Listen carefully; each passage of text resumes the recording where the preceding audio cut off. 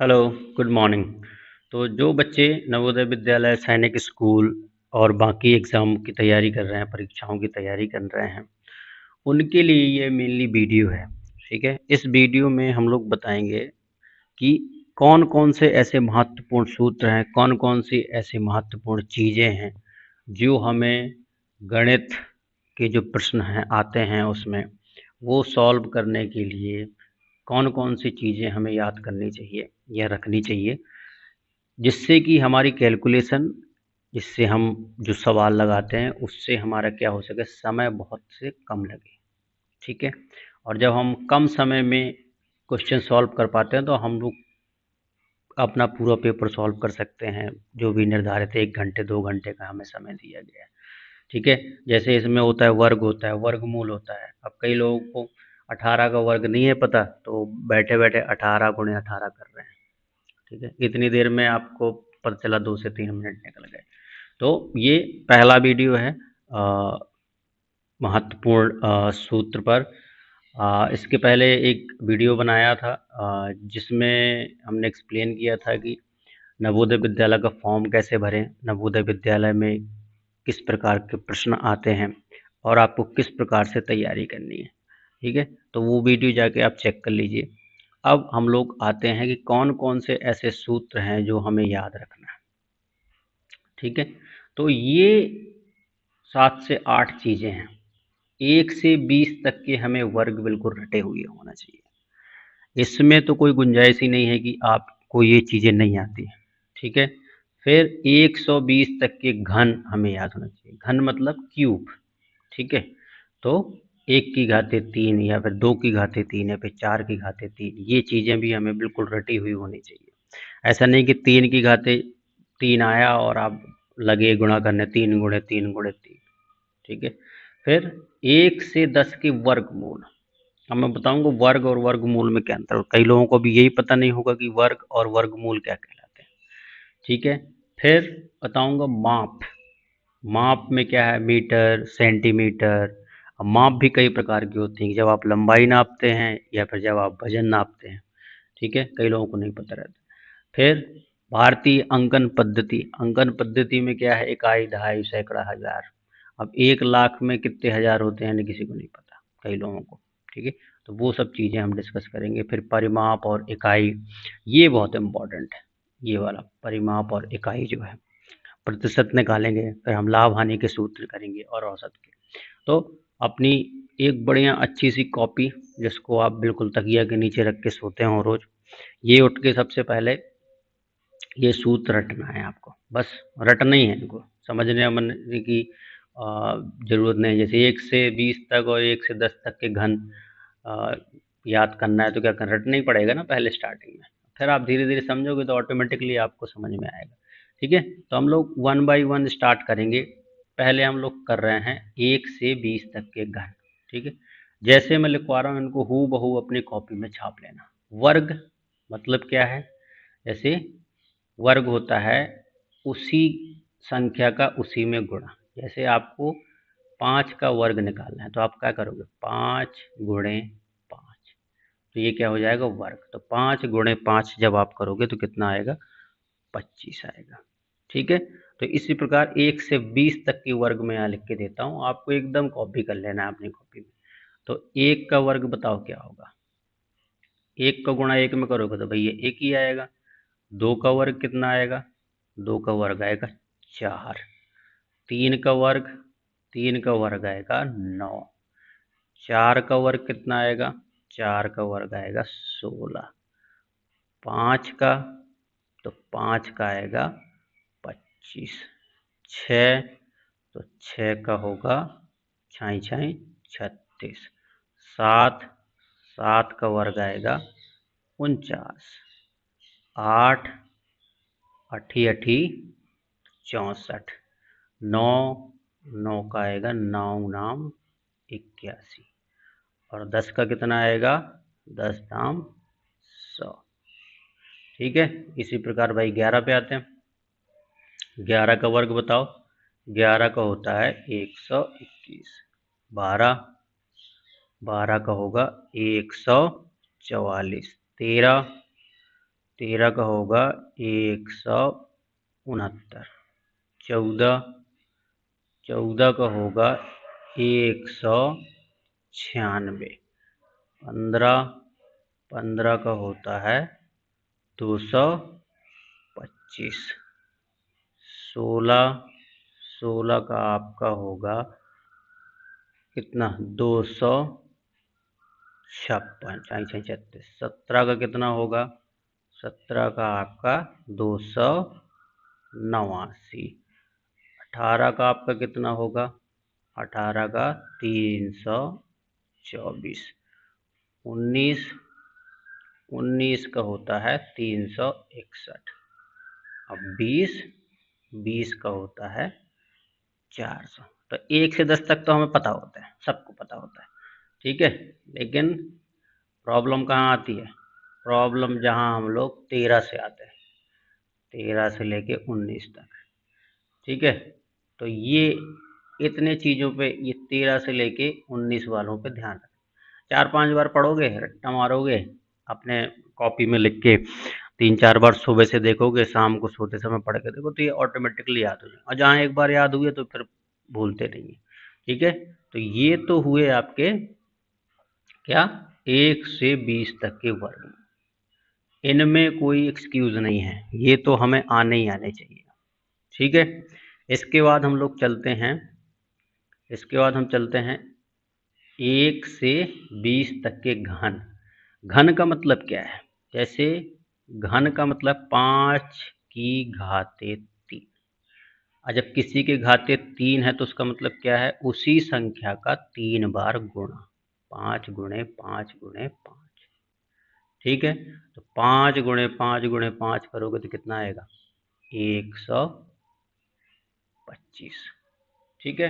तो जैसे हमने 1 से 20 तक के वर्ग निकाले हैं, याद किए हैं, वैसे ही हमें 1 से लगा के 20 तक के घन भी याद होने चाहिए, ठीक है।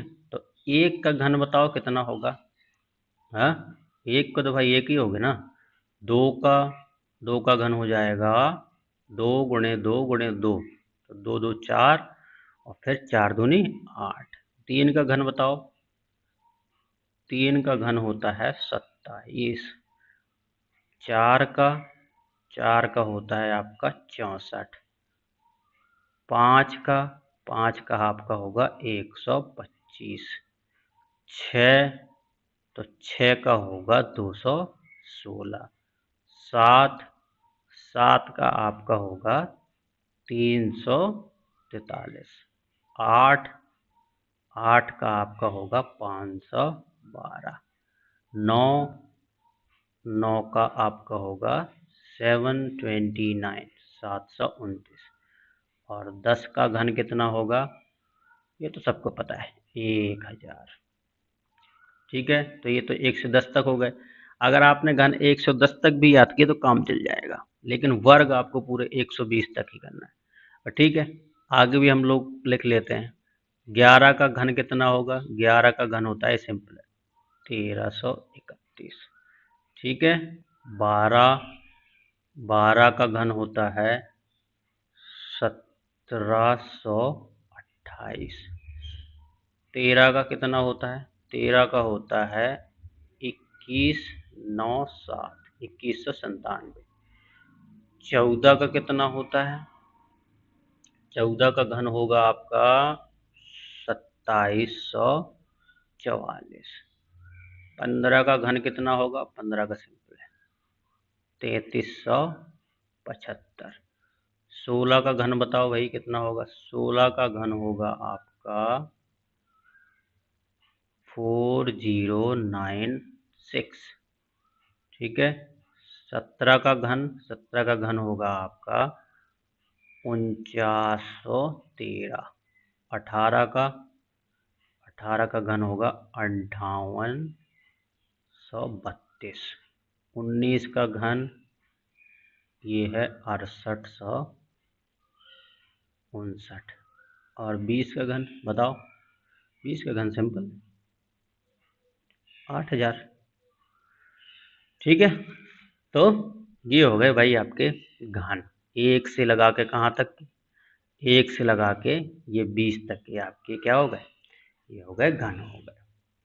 ठीक है, अब वर्ग सीख लिए, घन सीख लिए, अब हम लोग मूव करेंगे वर्गमूल पर।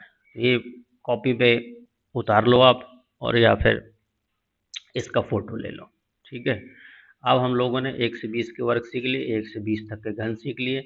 अब हमें सीखना है 1 से 10 के वर्गमूल। अब वर्गमूल कैसे निकालते हैं? वर्गमूल कैसे निकालते हैं? वर्गमूल क्या है? वर्ग का क्या उल्टा है। ठीक है, जैसे हमने 4 का वर्ग निकाला, कितना आया? 16। ठीक है, तो अगर माना कि हम लोग 16 का वर्गमूल निकालेंगे तो कितना आएगा हमारा? 4। ठीक है, वर्ग इसमें कितने की घात लगाते हैं? इसमें घात लगाते हैं 2 की। तो जब हम वर्गमूल निकालेंगे तो हम इसमें कितने की घात लगाएंगे? 16 की घाते 1/2, या फिर हम इसको लिख सकते हैं और 16 का वर्गमूल। ठीक है, तो इसमें बेसिकली जोड़ा जोड़ा बनाना होता है। अब 16 अंदर रखा है तो ये 16 का 4 गुणे 4 लिख सकते हैं कि नहीं लिख सकते हैं? तो इसमें एक जोड़ा निकल के आया, तो ये कितना हो जाएगा? इसका वर्गमूल 4 हो जाएगा। ठीक है, तो ये वर्गमूल हम लोग किसी और वीडियो में निकालना सीखेंगे कि वर्गमूल कैसे निकालते हैं। अभी के लिए आपको क्या करना है कि सिंपल सा याद रख लेना है कि 1 से 10 तक के वर्गमूल कितने होते हैं। ठीक है, तो 1 का वर्गमूल बताओ कितना होगा भाई? 1 का वर्गमूल बताओ कितना होगा? 1 का तो 1 होगा ना। 2 का बताओ? 2 का होता है 1.41। अब एक अंक तक भी याद रखोगे तो काम चलेगा। ठीक है, जो ऑप्शन रहते हैं आपके क्वेश्चंस के वो इतने पास पास नहीं रहते, थोड़े दूर दूर के ऑप्शन दिए जाते हैं, क्योंकि उन्हें भी पता है कि इतना समय नहीं रहता है। एग्जाम में आपको 120 क्वेश्चन दिए, 80 क्वेश्चन दिए जाएंगे, आपको 2 घंटे दिए जाएंगे।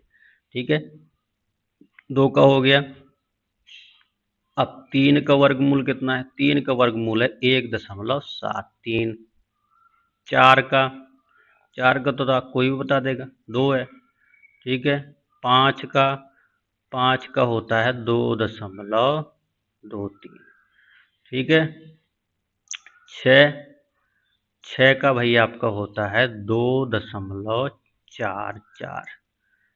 7 का वर्गमूल आपका कितना होगा? 7 का होगा 2.64। 8 का कितना होगा? 8 का आपका वर्गमूल होगा 2.8। ईजी है ना? 8 8। 9 का, 9 का आपका होगा, बताओ? 3। और 10 का, 10 का हो जाएगा 3.16। ठीक है, तो बस इतना ही। अगर आपको एक चीज़ मैं ट्रिक बताता हूँ कि इसको याद कैसे रखना है, कई लोगों को याद नहीं रहेगा, तो आपको ये दूसरा अंक भूल जाओ। ये वाला जो अंक है ना सबका, ये 1, ये 3, ये 3, ये 4, ये 4, ये 3, ये सब भूल जाओ। अब देखो मैं ट्रिक बताता हूँ क्या। इसमें क्या है? 1 का कोई मतलब नहीं है, 2 का 1.4 पहले याद कर लो। अब 3, तो ये 4 से तो ज़्यादा ही होना है ना। ठीक है, तो अगर आपको 2 का याद है तो 3 का दिमाग लगाओगे कि यार 3 का वर्गमूल है ये 2 और 1 की 1.4 के बीच में है। ठीक है, जब इतना जोर लगाओगे दिमाग में तो ये ऑटोमेटिकली याद हो जाएगा। अब 2, 2 और 5 का क्या आएगा? 2.2। ठीक है, अब ये देखो क्या है, इसका 2 है, फिर इसका 4 है, फिर इसका 6 है, इसका 8 है ना। तो 5 का कितना हो जाएगा?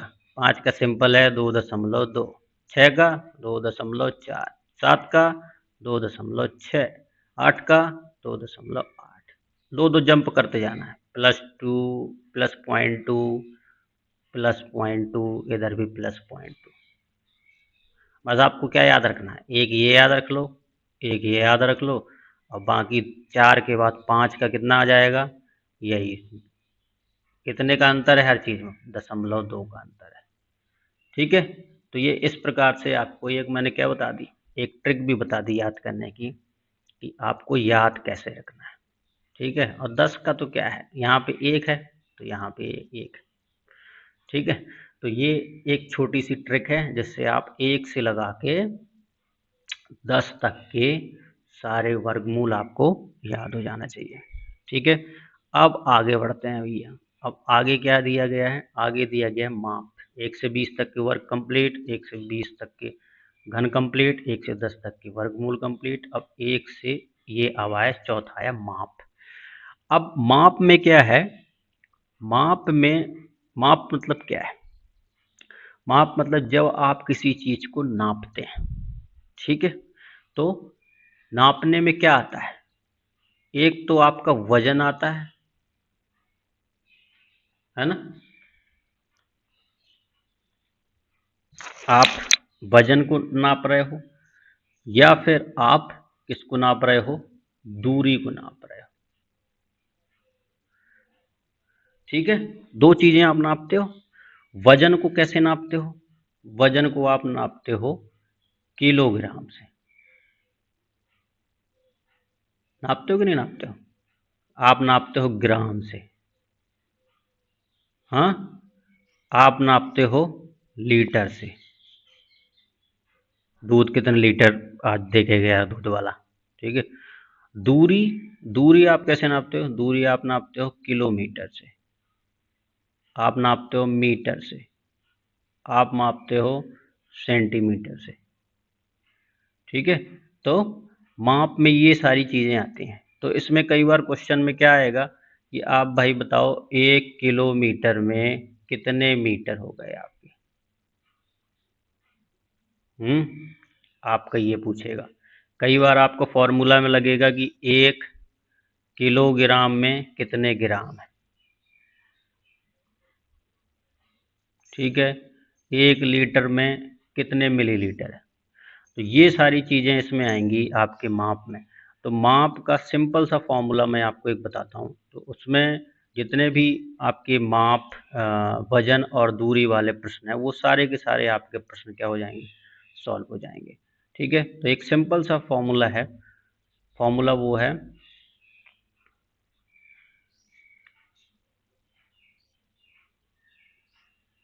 Milli centi deci metre deca hecto kilo, ठीक है। ये 5-6 बार एक बार रह में पढ़ोगे तो याद हो जाएगा, milli centi deci metre deca hecto kilo, ठीक है। हर इकाई माप के बीच में, इनके बीच में 10 का अंतर है। कितने का अंतर है, 10 का अंतर है। इधर 10 का अंतर है, इधर 10 का अंतर है, इधर 10 का अंतर है, इधर 10 का अंतर है, इधर 10 का अंतर है, इधर 10 का अंतर है। मतलब क्या हुआ अंतर का, कि अगर कोई तुमसे पूछे कि एक,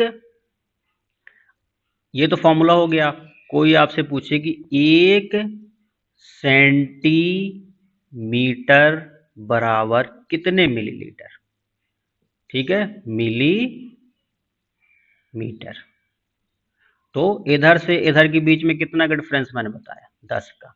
तो 1 सेंटीमीटर बराबर 10 मिलीमीटर,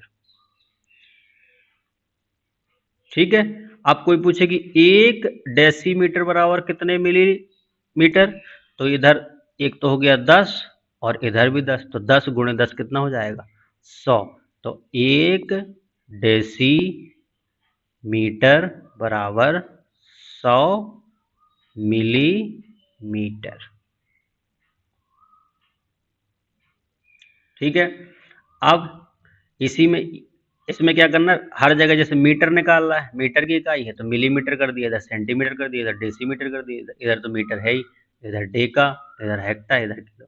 अब माना कि ग्राम आ गया, क्या आ गया, ग्राम आ गया, इधर ना है आपको, मीटर की जगह में सूत्र में ग्राम आ जाएगा, ठीक है। तो मिली सेंटी डेसी ग्राम डेका हेक्टा किलोग्राम, ठीक है। तो ये वही वाला फॉर्मूला हो जाएगा। तो अब बताओ, एक कोई आपसे पूछे कि 1 किलोग्राम में कितने ग्राम होंगे, ठीक है? तो अब बताओ कितना अंतर है। इधर देखो, ये 10 का इधर, ये 10 इधर, ये 10 इधर, ठीक है? तो 10 गुणे 10 गुणे 10 कितना हो जाएगा? 1000 ग्राम हो जाएगा। कल को मैं आपको पूछूं कि 1 ग्राम में कितने मिलीग्राम, 1 ग्राम में कितने मिलीग्राम, तो एक अंतर, दो अंतर, तीन, कितना हो जाएगा? 1000 मिलीग्राम,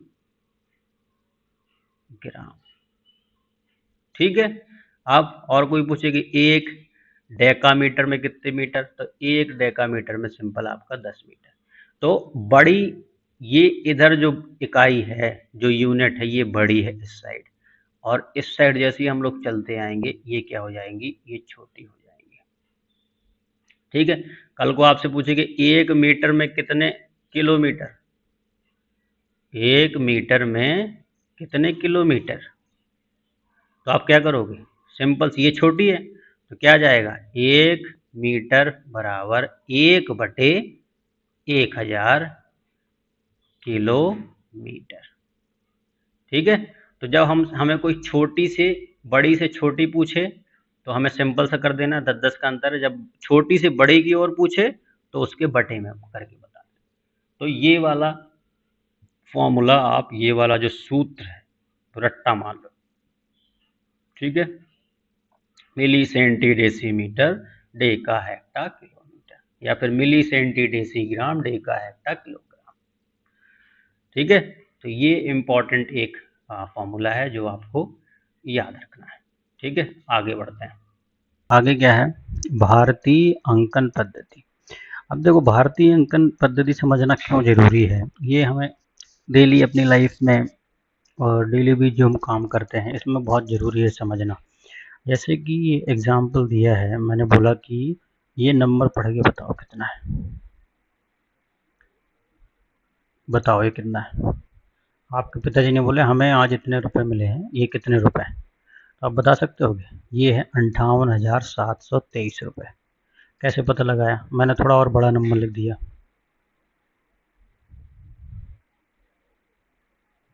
ये बताओ कितना है?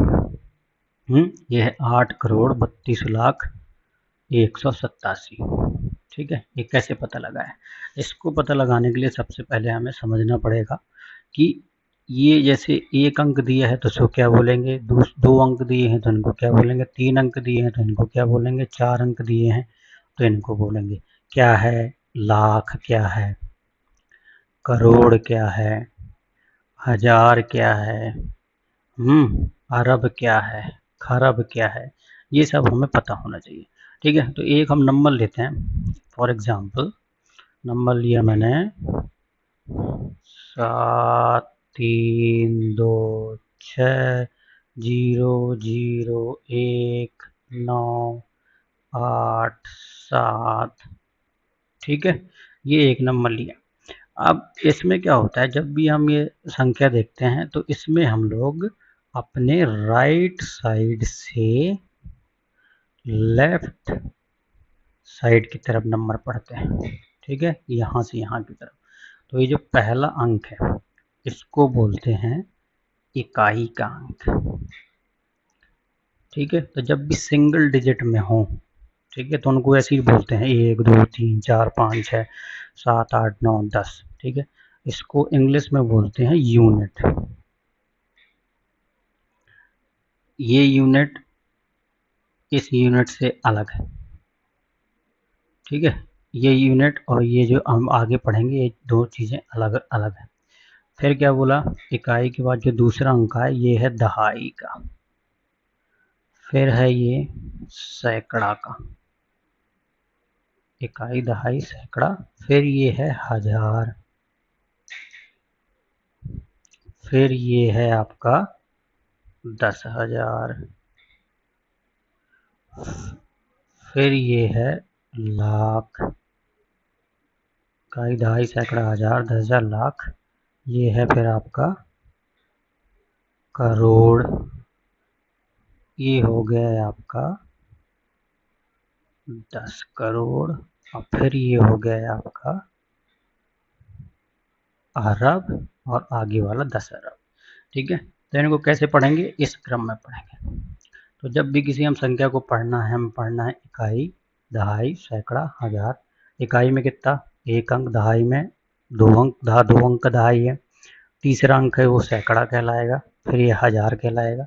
जैसे इधर हजार लिख दिया, हमने लिखे 3, 9, 7, 8, ये क्या है, इकाई, दहाई, सैकड़ा, हजार। तो 3000, फिर आगे क्या है 9, तो 9 को क्या आएगा 100, सैकड़ा को क्या बोलते हैं 100, और ये दो अंक को हम एक साथ पढ़ देंगे 78, जैसे पढ़ 3978।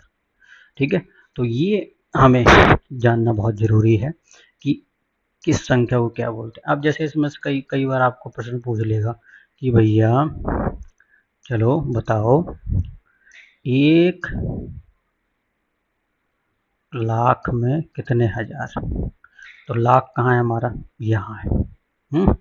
कितने हजार आ गए बताओ, तो कितने टोटल आ गए 100,000।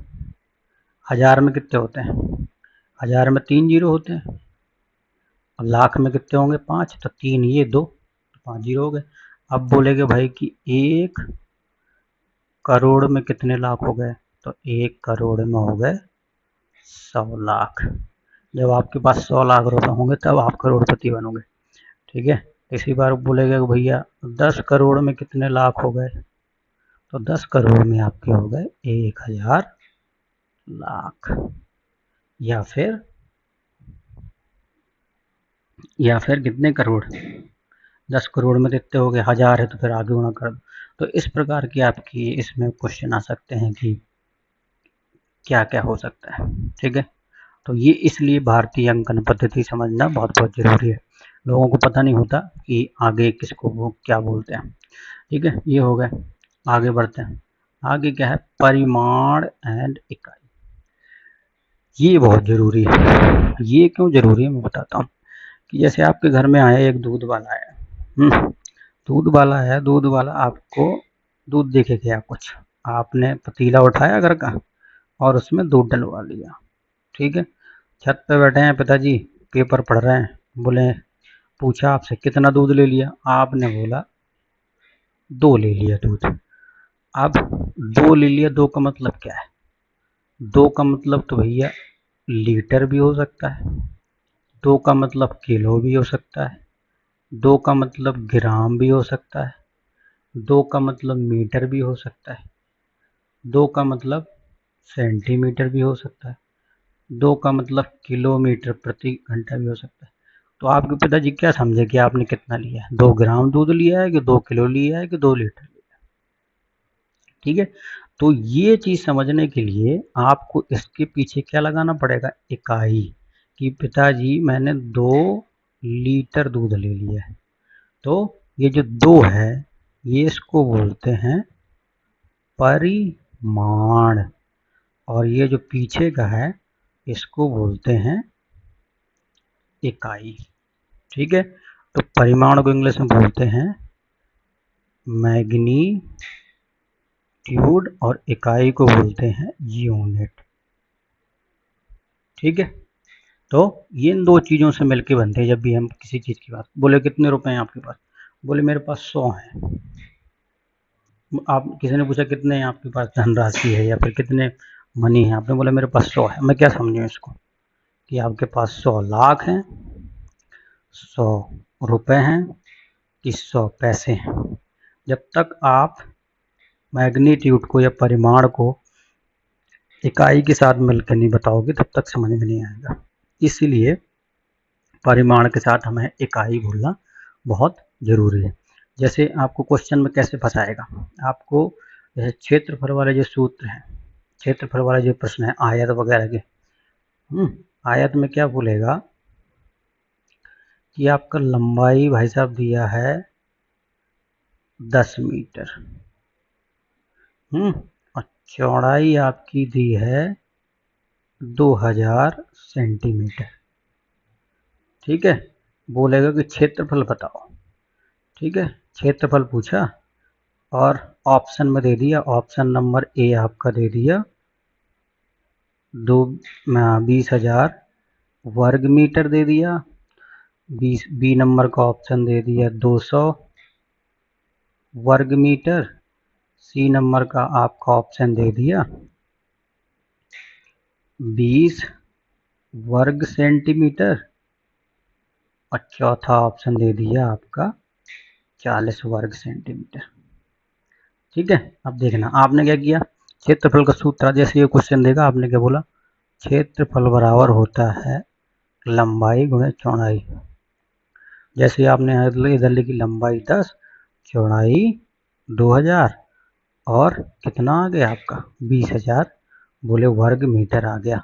आपने फट दे उठाया ए नंबर को ऑप्शन लगा दे, और जैसे ही आपने ए लगाया उधर ही चौका लग गया।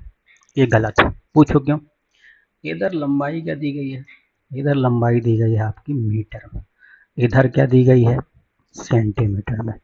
तो आप मीटर का और सेंटीमीटर का आप गुणा कर सकते हो नहीं, तो या तो मीटर को आप सेंटीमीटर में बदलो या फिर सेंटीमीटर को आप मीटर में बदलो। ठीक है, तो जब समान इकाई होंगी, समान इकाई होंगी तभी हम उनका जोड़ कर सकते हैं, उनका घटाव कर सकते हैं और उनका गुणा कर सकते हैं।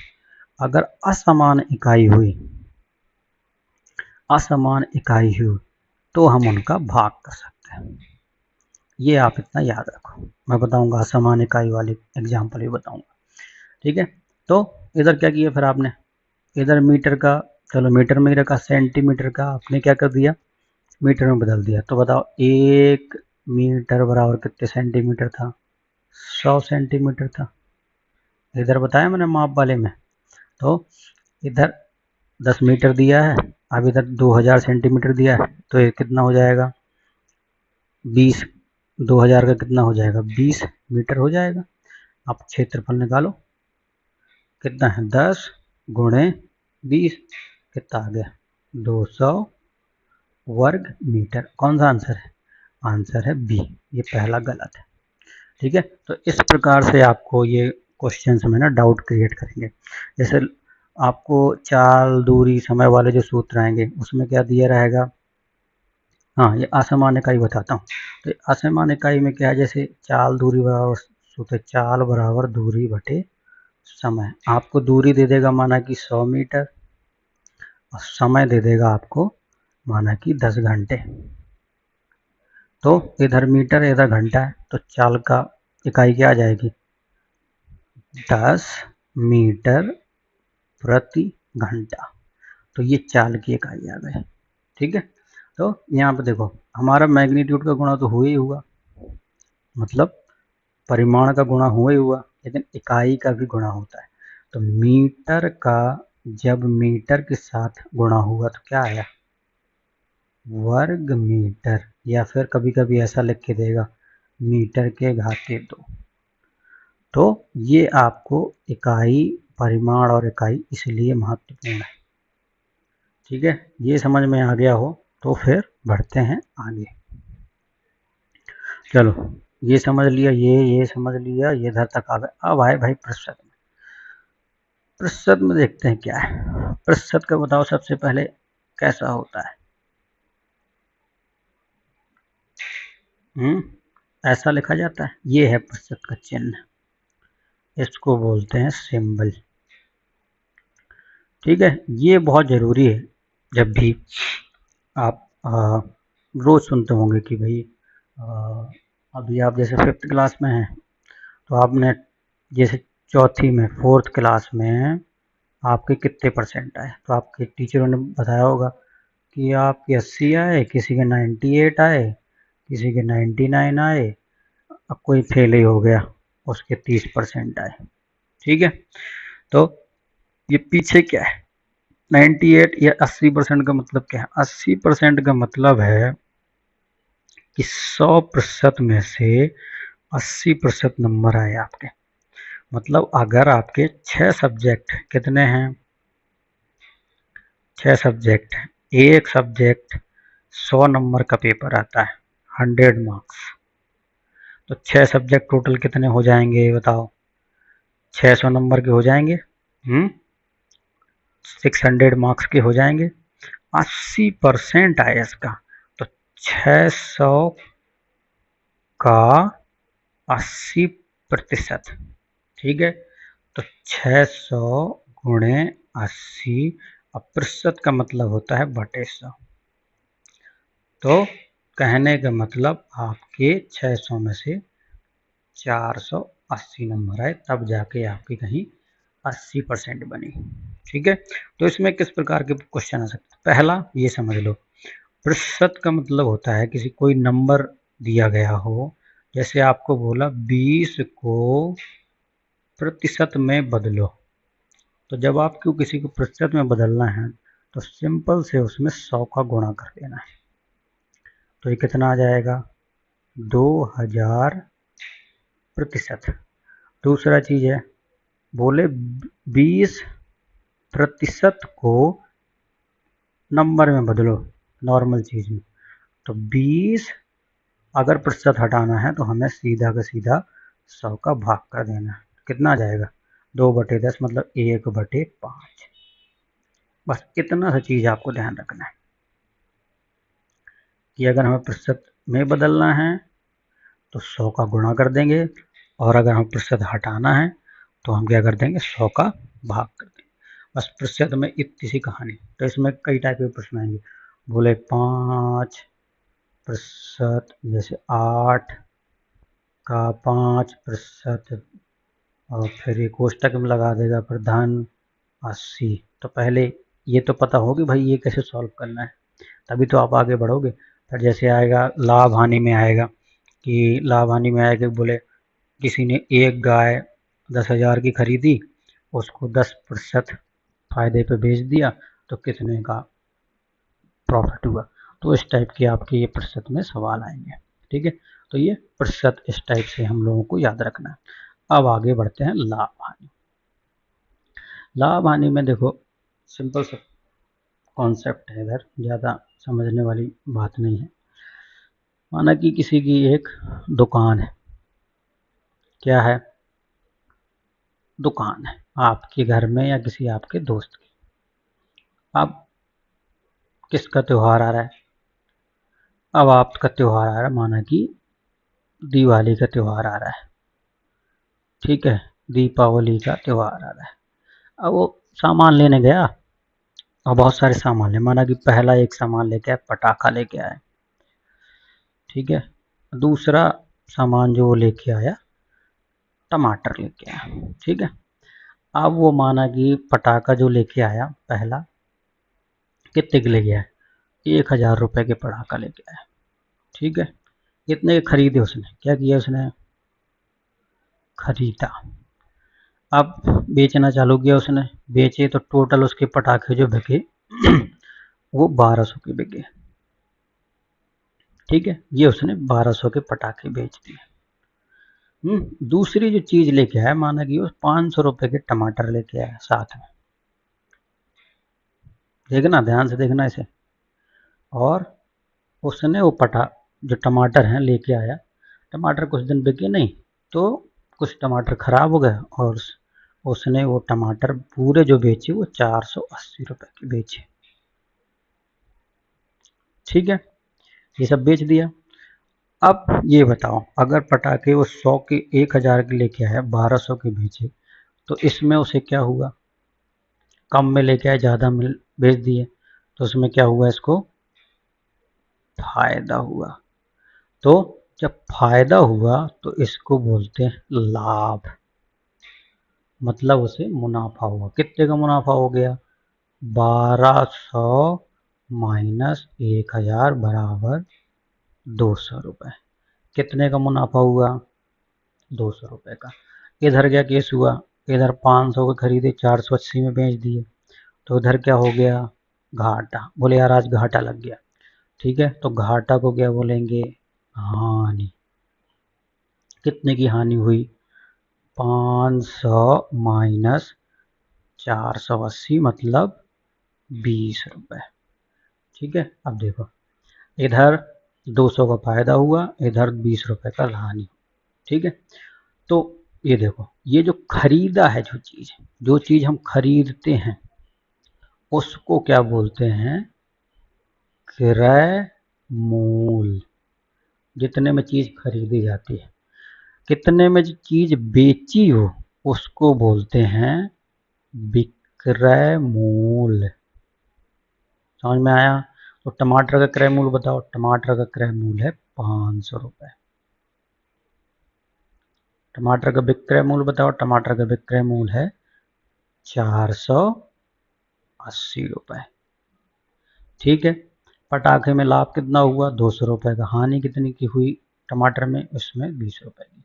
तो इसमें आपको जब भी आप ये लगाओगे 4 शब्द बहुत आएंगे।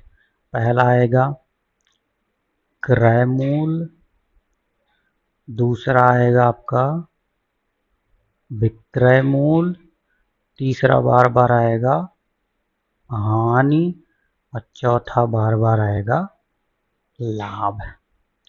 ठीक है, अब अगर इतनी चीज़ें समझ में आ गई तो उनके फॉर्मूला याद करने की आपको जरूरत है। इधर लाभ कैसे निकाला हमने? लाभ कब होता है पहले ये बताओ। लाभ तब होता है जब हमारा विक्रय मूल क्रय मूल से बड़ा हो, तब हमें लाभ होता है। हानि कब होती है? हानि जब हम खरीदते ज़्यादा में हैं और बेचते कम में, तो क्रय मूल इधर क्या होता है? ज़्यादा होता है। ठीक है, तो लाभ बराबर सूत्र क्या निकल के आएगा? लाभ हमने यहाँ क्या किया? विक्रय मूल को क्रय मूल से घटाया, तो लाभ बराबर आ जाएगा विक्रय मूल माइनस क्रय मूल। ठीक है, ये एक सूत्र हो गया। दूसरा, हानि बराबर क्या आ जाएगी? हानि बराबर हमने क्या किया? इधर क्रय मूल में से विक्रय मूल घटा है, क्रय मूल माइनस विक्रय मूल। तो अगर ये दो चीजें याद हो गई, पहला फॉर्मूला ये और दूसरा फॉर्मूला ये, तो आपको ना तो कोई सूत्र याद करने की जरूरत है ना कुछ और समझने की जरूरत है। ठीक है, फिर इसी में से पूछेगा, बोले भाई विक्रय मूल का सूत्र बताओ, तो विक्रय मूल बराबर लाभ, क्रय मूल के साइड ले आओ तो लाभ धन क्रय मूल। तो इन्हीं दो फॉर्मूला से आपके सारे के सारे फॉर्मूला बन जाए। अब सवाल कैसे आएंगे? कई बार जो मैंने इधर बताया प्रतिशत वाले में, बोल 10,000 की गाय खरीदी, 10% पे उसको बेच दिया, तो इसका कितनी फायदा होगा? लाभ प्रतिशत निकाली। तो हम बाद में बनाएंगे जब आपको ये प्रश्नावली आगे पढ़ाएंगे। ठीक है, तो इतना अभी ध्यान रखो। चलो अब आगे बढ़ते हैं। लास्ट जो हमारा टॉपिक है औसत। अब औसत को समझने के लिए पहले एक एग्जांपल समझो। माना कि आपके आसपास क्या लगा है? एक मेला लगा है। मेला लगा है।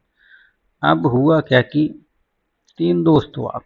ठीक है, एक छोटू है मोहल्ले में आपके। ठीक है, ये आप हो, थोड़ा इससे बड़े हो, और आपके मम्मी पापा ने कहा कि भैया मोहल्ले के बड़े भैया को लेके भी चले जाओ। क्योंकि आप लोग छोटे हो तो ये भैया आपका ध्यान रखेंगे। अब जब आप मेला घूमने गए तो मेला मम्मी पापा से पैसे मांगे कि भाई कुछ घूमना फिरना है जो भी है। तो छोटू को मिले घर से 10 रुपये, आपको घर से मिले 20 रुपये माना के। और ये बड़े भाई साहब हैं, ये तो बड़े हो गए, अब इनकी पॉकेट मनी ज़्यादा हो गई, तो इनकी जेब में है 30 रुपये। ठीक है, अब मेला में क्या लगा है? मेला में लगा सर्कस आपका। अब सर्कस लगा है, सर्कस की जो टिकट है वो है 20 रुपये। ठीक है, अब आपने देखा बढ़िया बाहर हाथी घोड़े बने हैं, जादू दिखा रहा है, और आपको मेला देखने का खूब मन हुआ, तो आपने क्या सोचा कि चलो यार मेला देख के आते हैं। लेकिन मेला देखने जब गए उधर तो बोले टिकट कितने का? बोले 20 रुपये का। अब बताओ कौन कौन टिकट ले सकता है? छोटू ले सकता है क्या? नहीं ले सकता, क्योंकि इसके पास 10 ही रुपए हैं। आप ले सकते हो? बोले हाँ ले सकते हैं। भैया बड़े भाई साहब ले सकते हैं? ये भी ले सकते हैं, क्योंकि उनके पास 30 रुपए हैं।